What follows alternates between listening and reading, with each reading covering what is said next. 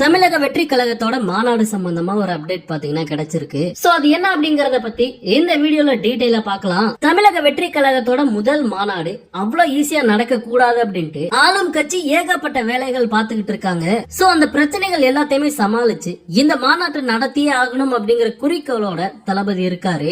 இந்த நிலைமையில செப்டம்பர் 23 இந்த மாநாடு நடக்கும் அப்படிங்கிற மாதிரி நம்ம எல்லாருமே எதிர்பார்த்தோம். ஆனா திமுக செஞ்ச சில்லறத்தனமான வேலையால அந்த தேதியில மாநாட்டை நடத்த முடியாத ஒரு சூழல் ஏற்பட்டிருக்கு.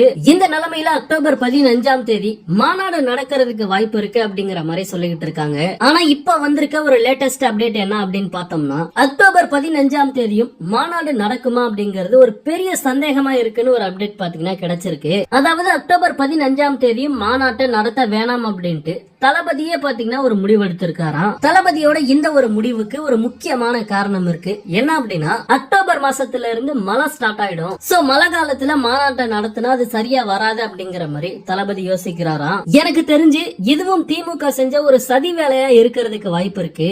அதாவது செப்டம்பர் மாசம் மாநாடு சொல்லி இருக்காங்க. ஆனா அனுமதி கொடுக்காம இழுத்தடிச்சு அக்டோபர் மாசம் வரைக்கும் கொண்டு போயிருவோம். அதுக்கப்புறம் மழை காலம். சோ அவங்களே மாநாட்டை கேன்சல் பண்ணிருவாங்க அப்படின்ட்டு கண்டிப்பா திமுக ஒரு பிளான் பண்ணிருப்பாங்க.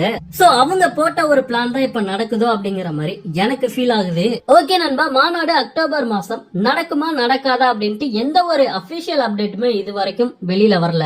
ஆனா மழை காலம் ஸ்டார்ட் ஆயிடும் அப்படின்ட்டு தளபதி யோசிக்கிறாராம். அந்த ஒரு நியூஸ் மட்டும் இப்ப கிடைச்சிருக்கு. பட் தளபதி என்ன முடிவெடுக்க போறாரு அப்படிங்கறத வெயிட் பண்ணி பார்க்கலாம். ஓகே நண்பா, இந்த மாதிரி தளபதியோட எல்லா அப்டேட்டையுமே மிஸ் பண்ணாம பார்க்க நம்ம சேனலை சப்ஸ்கிரைப் பண்ணி சப்போர்ட் பண்ணுங்க. தேங்க்யூ.